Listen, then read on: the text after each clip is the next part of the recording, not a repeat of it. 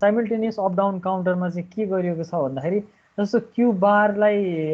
या complementary आउटपुटलाई accumulate गर्ने भने यसले डाउन काउन्टरको काम गरिरहेको हुन्छ,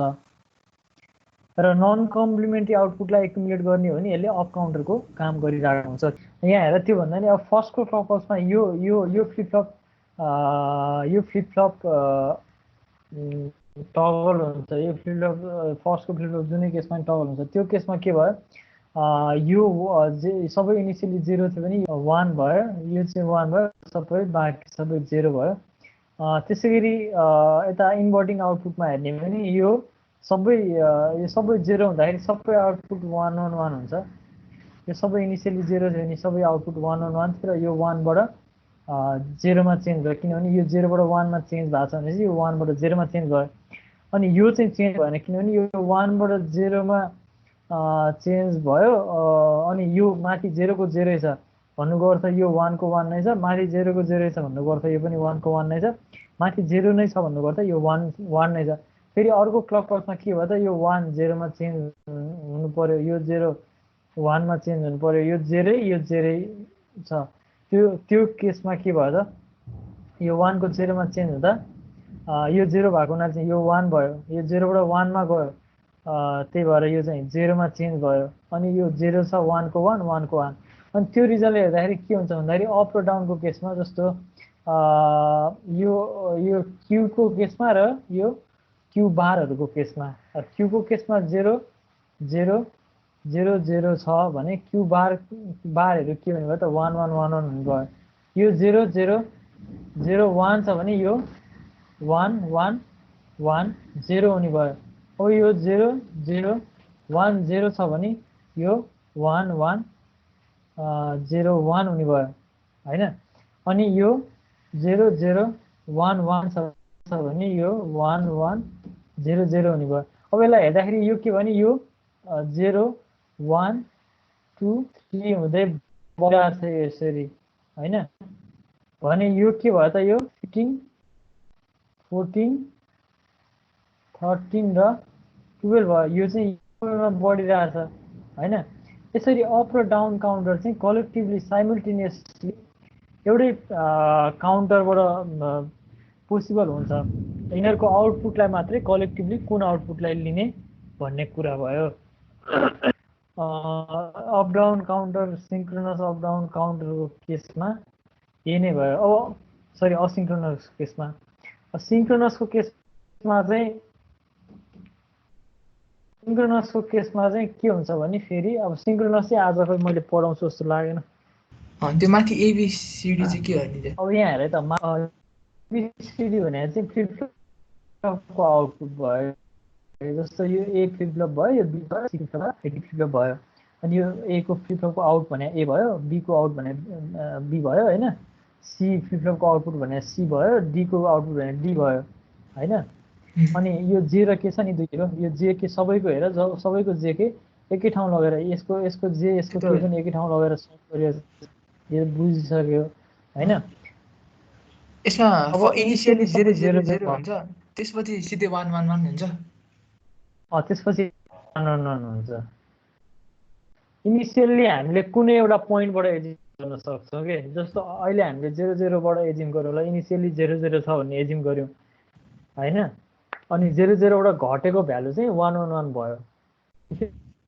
फेरि 1 1 1 बाट घट्दै चाहिँ फेरि 1 1 1 0 भयो, अनि 1 1 1 0 बाट चाहिँ 1 1 1 0 भयो। त्यसरी त्यो साइकल जस्तो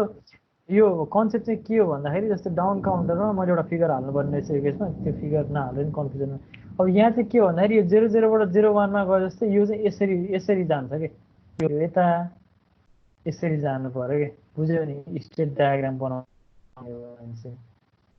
है। 0 0 बाट यो 1 0 0 1 बिसिडी काउन्टर भएको हुनाले, तर रिपल काउन्टरमा केसको स्टेट डायग्राम बनाउने हो भने हाम्रो 15 भयो, अनि 14 भयो, 14 बाट 13 भयो, यो वेमा चेन्ज हुनु पर्ने। यो देखिरहेको छु मैले बनाइरहेको? यस सर। हैन, यो वेमा चेन्ज हुनु पर्यो। इनिसियल हामीले एजिम गर्ने हो कि, मानौ हाम्रो केसमा हामीले यो 1 1 1 बाट एजिम गरेर लेखे पनि फरक परेन, इनिसियली ल मानौँ सबैमा 1 1 1 छ ल बुझ्यौ नि सबैमा सबै काउन्टरमा आउटपुट 1 1 1 छ किनभने 0 बाट 1 1 मा गएको अड फिल लाग्न सक्छ हामी 1 बाट हेरौँ है इनिसियली सबै आउटपुट 1 1 1 छ भने एउटा क्लक अप्लाई गरिसकेपछि के भयो त फर्स्ट क्लक पल्समा यो फ्लिप फ्लप त जहिले चेन्ज हुने भयो यो त 1 बाट 0 हुने भयो हो कि हैन यो त 1 बाट 0 हुने भयो अनि यो 1 बाट यो ए चाहिँ 1 बाट 0 भइसकेपछि के भयो त क्यू को आउटपुट क्लकमा दिएछ यो फेरि पोजिटिभ एज ट्रिगर क्लक छ अनि यो positive edge trigger flip flop मा चेन्ज भएन भनेपछि यो चेन्ज नभएपछि यो पनि 1 बस्यो यो पनि 1 बस्यो यो पनि 1 नै बस्यो यो जस्ता जस्तै बसिरहेछ यो चेन्ज भएन भन्नु गर्दा यहाँ क्लक चाहिँ नै भएन अर्को यो चेन्ज भएन भन्नु गर्दा यहाँ क्लक सप्लाई नै भएन भने त्यो 1 1 1 बाट के भयो त यो डिएमएसपी हो है त फेरि डी यो एमएसपी भयो अनि यो चाहिँ यो डी चाहिँ 1 अनि फेरि सी 1 बी 1 र ए 0 भयो अनि फेरि अर्को यो 0 0 1 1 बाट फेरि अर्को क्लक बक्समा हेरौँ यसमा क्लक दियौँ हामीले क्लक फेरि सप्लाई गरेपछि यो 0 बाट यो केमा चेन्ज भयो भन्दाखेरि यो 1 मा चेन्ज भयो अनि यो 1 मा चेन्ज भइसकेपछि यो A1 मा चेन्ज भइसकेपछि के भन्दाखेरि यो क्लक पर्छ यो 0 थियो 0 बाट 1 मा चेन्ज भयो भनेपछि यसलाई राइजिङ एज मिल्यो क्लक भनेपछि यो 1 चाहिँ फेरि केमा चेन्ज हुने भयो त 0 मा चेन्ज हुने भयो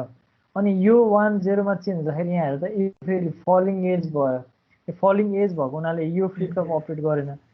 यो चेन्ज भएन अनि यो पनि चेन्ज भएन त्यसले गर्दा के भयो त 1 1 0 1 मा आउने भयो 1 1 अनि यो 0 र चाहिँ 1 अनि फेरि यो केसबाट फेरि हेर्दाखेरि यो अप डाउनको केस भनेको चाहिँ तिम्रो अपोजिटली कनेक्ट गरेर यो 0 0 बाट स्टार्ट भएर लास्टमा 1 1 1 मा चेन्ज भयो त्यति मात्रै हो अब फर्स्ट क्लक पल्समा यो सबै 0 0 इनिसियली सबै 0 0 थियो फर्स्ट क्लक पल्समा 1 भयो सेकेन्ड क्लक पल्समा 1 0 2 भयो थर्डमा 3 भयो हैन जुन हामीले यसमा चाहिँ के लिइरहेछौँ त आउटपुट क्यू लिइरहेछौँ नन कम्प्लिमेन्ट्रीलाई लिइरहेछौँ र नन कम्प्लिमेन्ट्रीको सट्टामा कम्प्लिमेन्ट्री लिएको केसमा Q0 लिएको केसमा चाहिँ यो डाउन काउन्टर भन्छ जस्तो यहाँ हेऱ्यो भने यहाँ यहाँ बारहरूको लिएको केसमा चाहिँ डाउन काउन्टर बन्यो र नन बार आउटपुट ल्याउँदाखेरि त अप काउन्टर अब यो कलेक्टिभली यो चाहिँ डाउन काउन्टर आउटपुट भयो तर के एउटै काउन्टर सर्किट अप र डाउन काउन्टरको अप र डाउन काउन्टर एक छ बुझ्यो नि हैन यहाँ